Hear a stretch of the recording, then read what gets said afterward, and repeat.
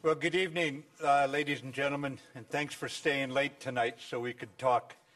As you know, we've just completed the NATO Defense Ministerial here in Brussels, and we discussed threats to the security situation, and by threats I mean from the east and from the south, the threats manifested from Russia and the threats from terrorism.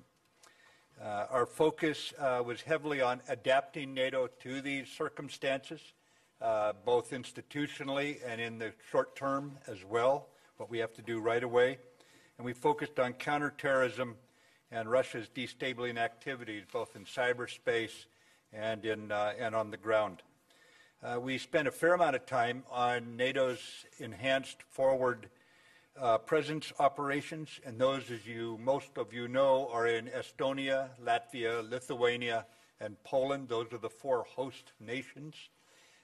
The nations that are framework nations that are in each one of those nations are Canada, the United Kingdom, Germany, and the United States. And around their battle groups, then other nations, upwards of 15 of them, have already contributed forces that are added to each of those framework nations in each of the 4 host nations. And I've observed some of these troops in the field. It is really quite energizing to see young soldiers from across the NATO alliance working together in the forests of Lithuania and elsewhere in the Baltic region, as they make very clear in a wholly defensive orientation that we stand united and together. And I bring this up because this wholly defensive deployment shows a truly united NATO. United in its estimate, or what we would call appreciation, assessment of the security situation, but more than united in understanding it, they're also united in how they react to it. When you put your troops on the ground under other nations' command, there in the forest, you're making a statement of unity at that point.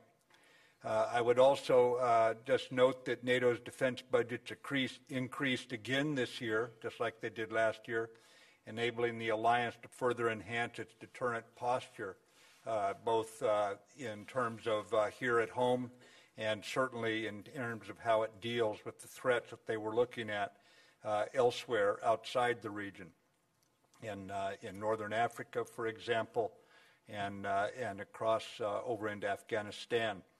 An example of America's commitment to NATO, to Article 5, beyond what the President said with Romanian President Iohannis during his visit to Washington a little over a week ago, was certainly the Senate voting 100-0, a unanimous reaffirmation of America reaffirming Article 5 of the NATO Treaty.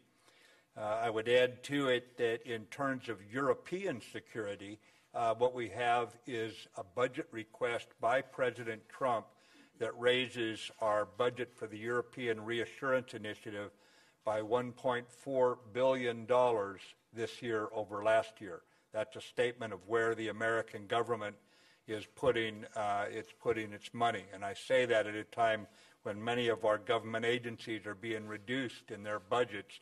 We are increasing our budget in support of NATO and specifically in support of the European Reassurance Initiative. So that's a pretty big statement right there of where we place our priorities. On Afghanistan, we discussed the situation in the meetings today. I also had a number of bilateral meetings with various NATO nations and partner nations, not just NATO alliance members, about what it is they're doing on the ground, what gaps we still have in terms of our approved, what we call statement of requirements. In other words, we've all agreed this is a requirement, and then we have to fill those requirements. We still have a few gaps, and nations are stepping up. We've filled 70% of those gaps right now, and I'm very, very optimistic that based on what I heard here, we'll be filling the rest.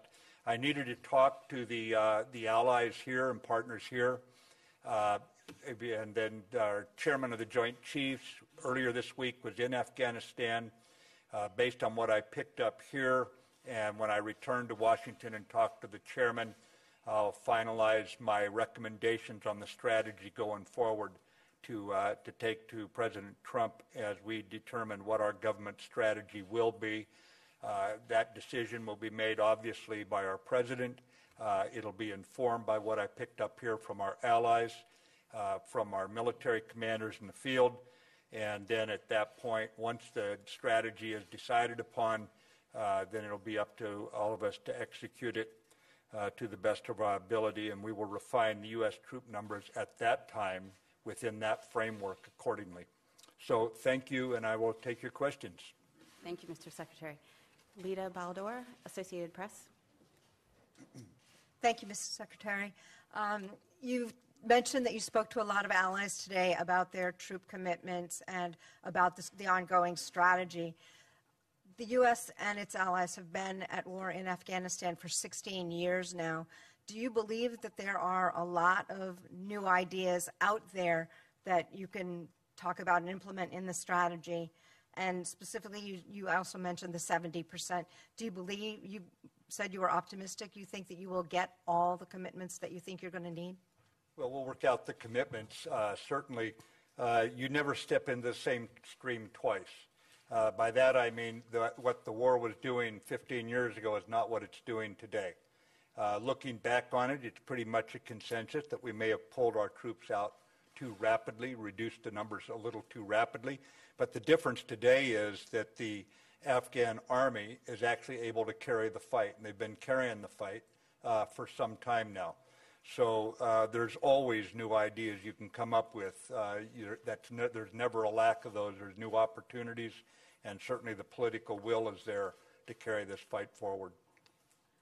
Ana Pisonero, Europa News. Thank you. Ana Pisonero from the Spanish news agency Europa Press. Sir, by when do you think that it's reasonable for the U.S. and NATO to take a decision on final numbers for Afghanistan? I mean, given that the situation on the ground is very difficult. Thank you. Given the what? That the situation on the ground is very difficult with advances of the insurgents. Thank you. I mean, we'll take the decision when we believe we have the right information, have fleshed it out sufficiently.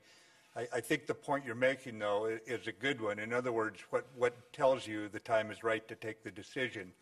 And what we do is we figure out what it is that we need to do to carry out the assigned mission. The mission has been confirmed, and now we have to lay out diplomatic, economic, military, education. There's all sorts of lines of effort. So as we look at each of those, we make certain, number one, they are aligned, so they're all going for the same objective, and number two, they're mutually reinforcing. And at that point, you can parse out what it is that's not being done, and you simply fill in the gaps at that point. The gaps may be intellectual, they may be numeric, they may be changes of tactics, just pure military tactics. There may have to be something completely non-military done in order to make this go forward. But you basically look at aligning each one of your major efforts there. You heard the Secretary General earlier talking about the counter-corruption effort, for example. That would be a prime example of what you would have to change along the lines of his assessment. Given Neff, Washington Post. Evening, sir. Last month, or in May, the DNI testified that the situation on the ground in Afghanistan will likely deteriorate through 2018, despite a modest increase in U.S. and NATO forces. And I wonder if you agree with that assessment, and if so, how do you justify NATO commitments that were made to you by today?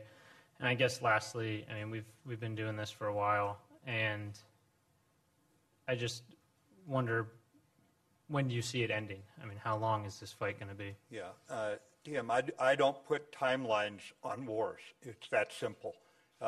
War is a fundamentally unpredictable phenomenon, and every effort to try to create a pat answer to something like that is probably going to fail.